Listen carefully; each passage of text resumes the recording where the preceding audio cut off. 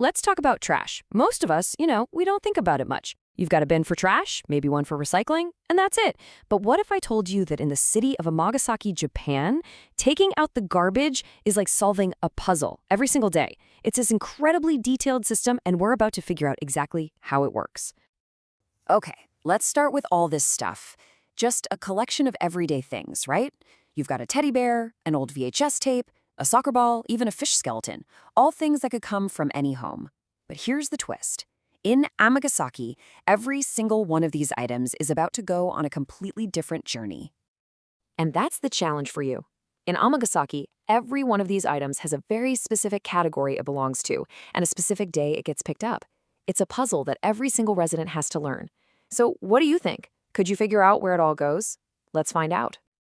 All right, so the first clue to solving this whole puzzle is understanding the most basic separation, what can be burned and what can't. Honestly, getting this right is the most important first step. If you get this wrong, the whole system just doesn't work. So here's our first category, burnable garbage. Just look at the silhouettes of the things that belong here. A few of them might seem obvious, but I guarantee you, some of what fits in this category is going to surprise you. Okay, thinking back to that first pile of items, which ones do you think fit these shapes? The teddy bear seems like a pretty safe bet, right? But what about something like a leather briefcase or a plastic detergent bottle? Go on, take your best guess. And the answer is, well, a lot of things. Of course, you've got your normal kitchen scraps like orange peels and fish bones. But get this, it also includes leather goods, rubber hoses, CDs, old VHS tapes, and even a whole bunch of plastic containers and hangers. Now, I know what you're probably thinking. That goes against everything we think we know about recycling, right? But here's the thing. In Amagasaki, they have these super high-tech incinerators that can burn items like these safely to generate energy. That's why they're in the burnable pile. It's a completely different way of looking at waste. All right, you're getting the hang of this. Now that we've sorted out the burnables, we can get to the next big part of the puzzle, the recyclables. But as you're about to see, this puzzle has a few different layers to it. Let's start with the easy stuff, the containers.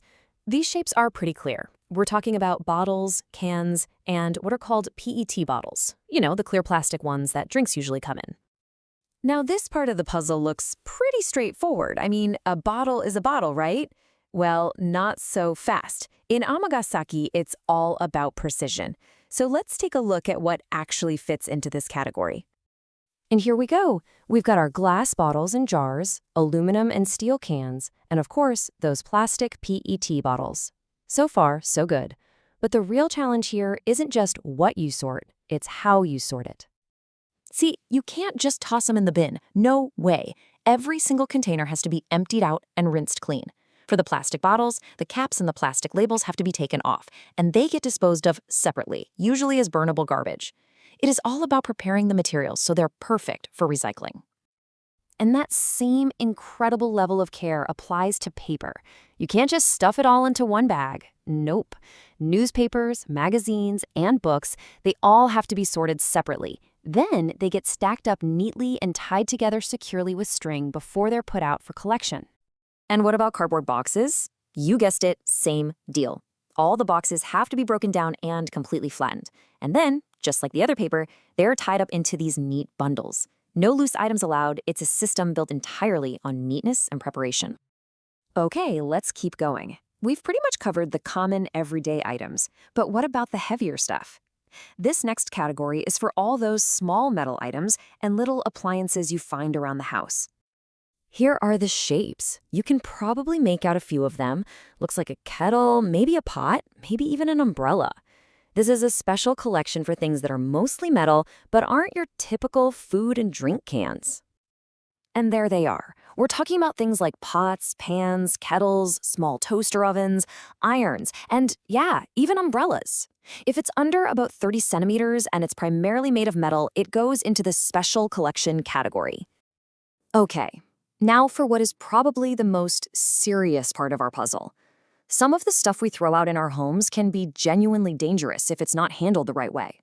This next section is all about safety, not just for you, but for the sanitation workers too. We're talking about things like broken glass, or a kitchen knife that's gotten dull, or an old pair of scissors. Just tossing these into a regular garbage bag is incredibly dangerous for the people who have to collect it. And there are absolutely no exceptions to this rule. You must never, ever dispose of sharp or broken items without taking these precautions. It's really a fundamental rule of respect and safety for the entire community. So, what's the solution? Well, it's actually simple but really effective. You have to wrap the dangerous items securely in thick paper or layers of newspaper. Then you write kiken, that's kiken, the Japanese word for danger, very clearly on the outside. This one small act of care protects everyone down the line. So, we've walked through the whole system: burnables, recyclables, metals, and hazardous waste. You've seen the rules, the precision, and the incredible care that's involved. It's a really intricate system. Which brings us to the final question, and it's a big one. Could you do it? Could you really make this complex system a part of your daily routine? Rinsing every bottle, tying up every stock of paper, and wrapping every single sharp object? Because, in the end, the Amagasaki trash puzzle isn't just about following rules or being tidy. It's a shared responsibility. It's like a daily, silent conversation between neighbors that says, we care about our community, we care about our environment, and we care about each other. It's a language of mutual respect, spoken through the simple act of sorting your trash.